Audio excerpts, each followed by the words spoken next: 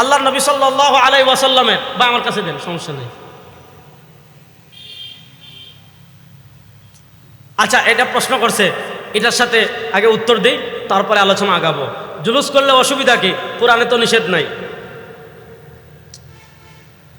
জুলুস করলে অসুবিধা কি? কোরআনে তো নিষেধ নাই। আচ্ছা, খুব ভালো কথা। ফজরের নামাজ কয় রাকাত? ফরজ কয় রাকাত? কথা বল না কেন? ফজরের নামাজের ফরজ কয় রাকাত? 2 রাকাত। প্রচন্ড শীতের রাতে, মনোযোগ, প্রচন্ড শীতের রাতে 2000-এর এক বৃদ্ধ মানুষ উঠেছে, প্রচন্ড শীতের রাতে ঠান্ডা পানি দিয়ে ওযু করেছে, বুঝেন, ঠান্ডা পানি দিয়ে ওযু করেছে। এরপরে বললো, এত কষ্ট করে এই শীতের রাতে উঠছি, আবার ঠান্ডা পানি দিয়ে ওযু করছি, ফরজ 2 রাকাত পড়বো কেন? 4 রাকাত পড়বো। ফরজ কয় রাকাত পড়বো? আপনি বললেন না 4 রাকাত পড়তে পারবেন না। সে আপনাকে পাল্টা প্রশ্ন করলো, 4 রাকাত পড়তে পারবেন না, এটা নিষেধ কোন হাদিসে দেখেন তো? আল্লাহ নবী সাল্লাল্লাহু আলাইহি ওয়াসাল্লাম 4 রাকাত পড়তে নিষেধ করেছেন, নিষেধের তো কোনো হাদিস নেই। আল্লাহ নবী সাল্লাল্লাহু আলাইহি ওয়াসাল্লাম কোনো হাদিসে বলেন নাই যে ফজর 4 রাকাত পড়ো না। শুনেন, ইবাদতের ক্ষেত্রে ইত্তিবা, ইবাদতের ক্ষেত্রে নিষেধের দলিল লাগে না। ইবাদতের ক্ষেত্রে দেখতে হবে আপনি যেটা ইবাদত মনে করে করছেন, এটা রাসূলুল্লাহ সাল্লাল্লাহু আলাইহি ওয়াসাল্লাম করেছেন কিনা। যদি ওইটা করেন, এটার নাম ইবাদত। আর আপনি ইবাদত মনে করে এমন কাজ করছেন যেই কাজ আল্লাহ নবী সাল্লাল্লাহু আলাইহি ওয়াসাল্লাম থেকে প্রমাণিত না, ওইটার নাম ইবাদত না, ওইটার নাম বিদআত। এখানে অসুবিধা কি? এটা দেখাতে হবে না, দেখাতে হবে আপনি যা করেছেন রাসূলুল্লাহ সাল্লাল্লাহু আলাইহি ওয়াসাল্লাম থেকে প্রমাণিত কিনা, এটা আগে বলেন। নিষেধের দলিল লাগবে না। আব্দুল কাদের জিলানী রহমতুল্লাহ তবলা বাজিয়েছেন, আমরা বাজালে অসুবিধা কি? কোথায় বাজাইছেন? এটা ফাজলামির, এটা সীমা থাকা দরকার না।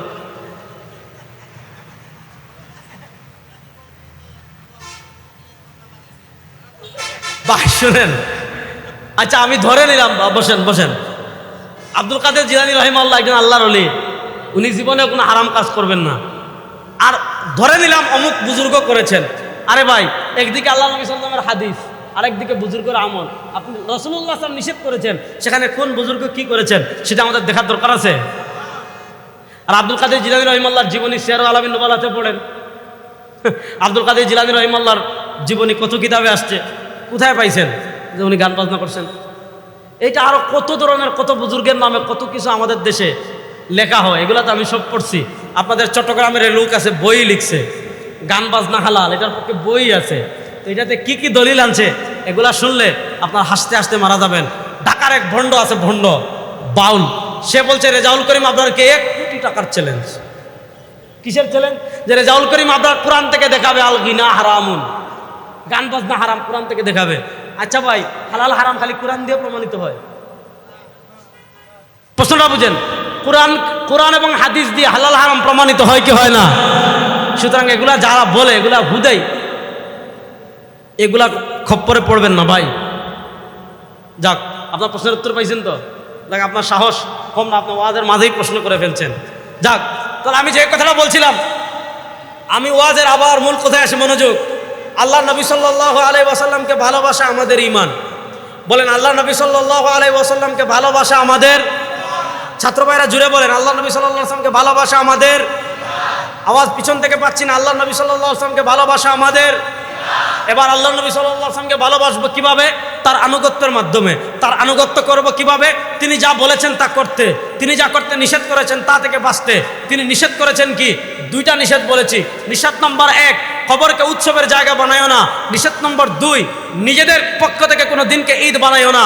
এই 2টারই আমি পর্যালোচনা করলাম। এবার আরেকটা কথা বলে আমি আপনাদের থেকে বিদায় নেব। সেই কথা হলো, জীবনের সব ক্ষেত্রে আল্লাহ তাআলা পবিত্র কোরআনে বলেছেন, লাকাদ কানা লাকুম ফি রাসূলিল্লাহি উসওয়াতুন হাসানা। আমাদের জন্য জীবনের সব ক্ষেত্রে একমাত্র আদর্শ আমাদের রাসূল। বলেন, আমাদের জন্য জীবনের সব ক্ষেত্রে আদর্শ কে? আমাদের। বলেন, আমাদের ব্যক্তি জীবনে আদর্শ কে? আমাদের। আমাদের পারিবারিক জীবনে আদর্শ কে? আমাদের।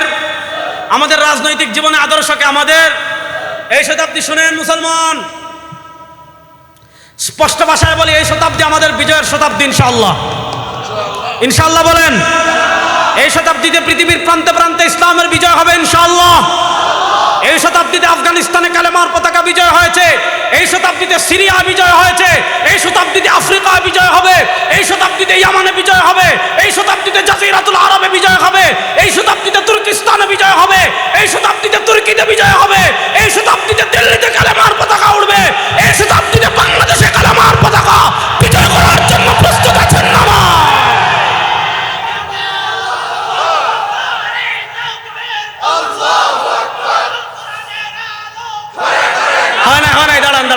আপনি দাঁড়ান, আপনি দাঁড়ান, দাঁড়ান মুরব্বী, দাঁড়ান দাঁড়ান। আল কোরআনের আলো ঘরে ঘরে জ্বালো, এটা তো ঠিক আছে। আল্লাহর কোরআন কি শুধু ঘরে জ্বলার জন্য আসছে? না না, ঘরে তো জ্বলবো, আল্লাহর কোরআনের আলো ঘরেও জ্বলবে ইনশাল্লাহ। বলেন, জোরে বলেন। আপনি আল্লাহর কোরআন সুন্নাহর আলো ঘরে জ্বালাইলেন, আর রাষ্ট্রে জ্বালাইলেন সেকুলারিজমের আলো, রাষ্ট্র চালাইলেন ধর্মনিরপেক্ষতার আলোতে, রাষ্ট্র চালাইলেন ন্যাশনালিজম দিয়ে, রাষ্ট্র চালাইলেন গণতন্ত্র দিয়ে, বিচার করলেন ব্রিটিশের আইন দিয়ে। আমাদের কাছে চূড়ান্ত সংবিধান আল্লাহর কোরআন, আমাদের কাছে চূড়ান্ত সংবিধান আমার নবীর সুন্নাহ।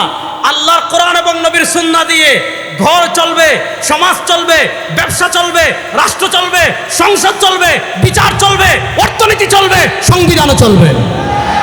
সুতরাং 54 বছর আমরা স্লোগান দিয়েছি, আল কোরআনের আলো, কোরআন সুন্নাহর আলো ঘরে ঘরে জ্বালো। এই পরিবর্তিত বাংলাদেশে 1500 শহীদের উপর যে বাংলাদেশ ফ্যাসিবাদ মুক্ত হয়েছে, এই বাংলাদেশে আল্লাহর কোরআন এবং সুন্নাহর আলো শুধু আমরা ঘরে জ্বালবো না, কোরআন সুন্নাহর আলো বাংলাদেশের সংসদে যাওয়ার জন্য প্রস্তুত আছেন না? না। এবার মুরব্বী দাঁড়িয়ে স্লোগান দেন, কোরআন সুন্নাহর আলো সংসদে জ্বালো। দেন, দাঁড়ান, দেন, স্লোগান দেন।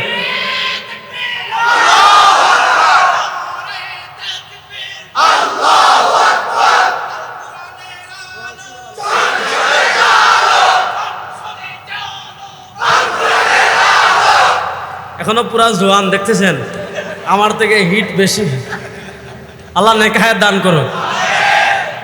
বয়স হয় নাই, বয়স না হলে দাঁড়িয়ে লাল হয়েছে কেন আন্তাজি। আমাদের শুনেন না, আমাদের বাংলাদেশের মানুষের একটা স্বভাব আছে বয়স কমানো। এটার ভিতর কি ফজিলত, মানে মানুষ মনে করে যে বয়স যদি একটু কমাইতে পারে। ভাই আপনার বয়স কত? মনে করেন 30, সে চাইবে যে বলতে যে তার বয়স 24। এরকম আছে না নাই? আচ্ছা, বয়স কমানোর ভিতর কি ফজিলত এটা আমি এখনো বুঝি নাই।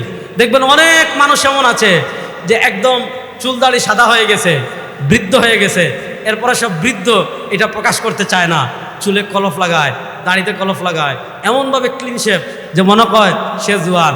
শুনেন ভাই, আপনি জোয়ান প্রমাণ করে লাভ কি? কারণ আপনার হায়াত যতদিন নিয়ে আসছেন, হায়াত তো একদিন কমবেও না, হায়াত তো একদিন কি করবে না, বাড়বেও না। এবার একজন দাঁড়িয়ে তাকবীর দেন, দেখছেন আমি তো ছোটো হুজুর, দেখেন কত মোটা হুজুর, আরিফ জব্বার সাহেব আসছে, বয়ান হবে ইনশাআল্লাহ। বলেন, পিচ্ছে একটা দাঁড়িয়ে তাকবীর দেন, একজন মুরব্বী দিছে, এখন আপনি নান না, আপনি একবার দিছেন, এবার একজন পিচ্ছে দাঁড়িয়ে তাকবীর দেন, দেখি ইনশাআল্লাহ। দাঁড়া, একটা দাঁড়াও, বিসমিল্লাহ, নাহলে কিন্তু ওয়াজ শেষ করে দিব। একটাও দাঁড়ায় না, দেখছেন? আচ্ছা, না দিলে নাই, তাহলে ভালো করে বুঝেন। আরে জব্বার সাহেব, আমি কি বলবো না শেষ? ওরে মাসুক রে, শুনেন, দাঁড়ান দাঁড়ান, আমি বলছি একটা কথা, এটা বলে শেষ করব। দাঁড়ান দাঁড়ান দাঁড়ান, বলতেছি, আমার কথা শুনেন। আমি বলছিলাম এই শতাব্দীতে আমাদের বিতর্কের জায়গা কোনটা? তারা আমাদেরকে শিখিয়েছে কোরআনের আলো ঘরে ঘরে জ্বালবেন, সুন্নাহর আলো ঘরে ঘরে জ্বালবেন, রাষ্ট্র চালাবে ধর্মনিরপেক্ষতা দিয়ে, সমাজ চালাবে ধর্মনিরপেক্ষতা দিয়ে, সংসদ চালাবে দিয়ে, বিচার করবে ব্রিটিশের আইন দিয়ে, অর্থনীতি পরিচালনা করবে পুঁজিবাদী নিয়ে। অথচ কোরআন এবং সুন্নাহ, এতক্ষণ আমি যে আল্লাহ নবী সাল্লাল্লাহু আলাইহি ওয়াসাল্লামের আদর্শ অনুসরণের গুরুত্ব নিয়ে আলোচনা করলাম, আল্লাহ নবী সাল্লাল্লাহু আলাইহি ওয়াসাল্লামের আদর্শে রাষ্ট্র পরিচালনা আছে না নাই? জোরে বলেন, রাষ্ট্র পরিচালনা আছে না নাই? বিচার ব্যবস্থা আছে না নাই? অর্থনীতি আছে না নাই? শুনেন, আমি গত শুক্রবারের আগের শুক্রবার আমি বায়তুল মুকাররম বক্তৃতায় বলেছিলাম, এই সাতার মাতার ব্রিটিশের বিচার ব্যবস্থা দিয়ে বাংলাদেশ 54 বছর পরিচালনা করেছেন। এই সাতার মাতার ব্রিটিশের আইন দিয়ে বাংলাদেশের বিচার ব্যবস্থা 54 বছর পরিচালিত হয়েছে। এই 54 বছরে কেউ খুন বন্ধ করতে পারেন নাই, এই 54 বছরে কেউ ধর্ষণ বন্ধ করতে পারেন নাই, এই 54 বছরে কেউ দুর্নীতি বন্ধ করতে পারেন নাই, এই 54 বছরে কেউ ব্যাংক ডাকাতি বন্ধ করতে পারেন নাই, এই 54 বছরে কেউ শেয়ার বাজার ডাকাতি বন্ধ করতে পারেন নাই, এই 54 বছরে কেউ মদ বন্ধ করতে পারেন নাই, ইয়াবা বন্ধ করতে পারেন নাই, এই 54 বছরে কেউ ইফটিজিং বন্ধ করতে পারেন নাই, এই 54 বছরে কেউ দেশের টাকা বিদেশের পাচার বন্ধ করতে পারেন নাই। আমি বলেছি, যে বিচার ব্যবস্থায় একজন মানুষ 17 বছর কারাগারে থাকার পর বেকসুর খালাস পায়, ওই বিচার ব্যবস্থা মানুষের বিচার ব্যবস্থা না, ওই বিচার ব্যবস্থা পশু পাখির বিচার ব্যবস্থা। সুতরাং সাতার মাতার ব্রিটিশের বিচার ব্যবস্থা 54 বছর দেখেছেন, কেউ খুন বন্ধ করতে পারে নাই, চাঁদাবাজি বন্ধ করতে পারে নাই, সন্ত্রাসী বন্ধ করতে পারে নাই, ডাকাতি বন্ধ করতে পারে নাই, ধর্ষণ বন্ধ করতে পারে নাই। সাতার মাতার ব্রিটিশের আইনকে পায়ের তলায় পিষ্ট করে আল্লাহর কোরআনের আইন বাংলাদেশে প্রতিষ্ঠা করার জন্য প্রস্তুত আছেন না নাই?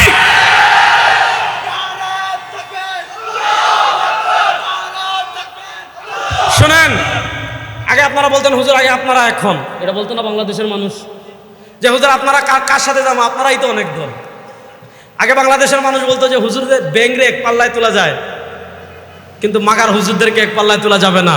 ঠিক আছে, বাংলাদেশের সব ইসলামী রাজনীতিবিদ, বাংলাদেশের সব ইসলামী দল, বাংলাদেশের সব ইসলামী নেতা এক কাতারে এসে, এক লাইনে এসে আপনাদেরকে যদি ডাক দেন, সেকুলারিজম দেখেছেন, ন্যাশনালিজম দেখেছেন, ডেমোক্রেসি দেখেছেন, সোশ্যালিজম দেখেছেন, নানা তন্ত্রের বাংলাদেশ দেখেছেন, নানা মন্ত্রের বাংলাদেশ দেখেছেন, এবার ইসলামের বাংলাদেশ দেখব, এবার কোরআনের বাংলাদেশ দেখব, এবার ইনসাফের বাংলাদেশ দেখব, এবার সরওয়ারে দু আলমের আদর্শের বাংলাদেশ দেখব। আপনারা সেই ডাকে লাব্বাইক বলার জন্য প্রস্তুত আছেন তো ইনশাআল্লাহ? আল্লাহ আমাদের সবাইকে কবুল করুন। শুনেন, এই শতাব্দী হিসাব খুব সহজ, হিসাব খুব সহজ। গত 100 বছর মায়ের খাইছি, 100 বছর মায়ের দিব ইনশাল্লাহ, কয় না? আপনারা কি ডরাইতেছেন? গত 100 বছর মুসলমান মার খেয়েছে, 100 বছর মার দিবে ইনশাআল্লাহ। গত 100 বছর মুসলমানরা পরাজিত হয়েছে, 100 বছর ইসলামের বিজয়কে দাবায় রাখতে পারবে না ইনশাআল্লাহ। আপনারা প্রস্তুতি নেন, পৃথিবীর প্রান্তে প্রান্তে ইসলামের বিজয় পতাকা উড্ডীন হওয়া শুরু হয়েছে। আমরা দেখতে পাচ্ছি আর বেশি দিন বাকি নয়, বাংলাদেশের সংসদেও পথ করে কালেমার পতাকা উঠবে ইনশাআল্লাহ।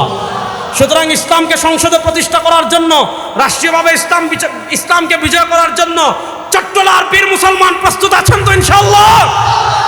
আল্লাহ তাআলা আমাদের সবাইকে ইসলামের পক্ষে কবুল করুক, সবাই বলেন আমিন। আল্লাহ তাআলা আমাদের জীবনের সব ক্ষেত্রে নবী করিম সাল্লাল্লাহু আলাইহি ওয়াসাল্লামের পূর্ণাঙ্গ আদর্শ মেনে চলার তৌফিক দান করুন। এখন আমাদের খুবই বন্ধু, ঘনিষ্ঠ বন্ধু, আমাদের খুবই আপনজন। আমি তো ভাই নানা জায়গায় অনেক কথা বলছি, দেখেন নাই? এক কথা একদিক থেকে আরেক দিক অনেক কথা বলেছি। অনেক সুন্দর কোরআন সুন্নাহ ভিত্তিক অত্যন্ত সুললিত কণ্ঠে চমৎকার আলোচনা করবেন মুফতি আরিফ জব্বার কাসিমি হাফিজাহুল্লাহ। আপনারা তার বয়ান শুনবেন, দোয়া করে সবাই যাবেন ইনশাআল্লাহ। আবার কোনো এক সময় আপনাদের সাথে দেখা হবে ইনশাআল্লাহ। ইন আসাবতু ফামিনাল্লাহ ওয়া ইন আখতাতু ফামিন্নি ওয়া মিনাশ শাইতান। সুবহানাকাল্লাহুম্মা বিহামদিকা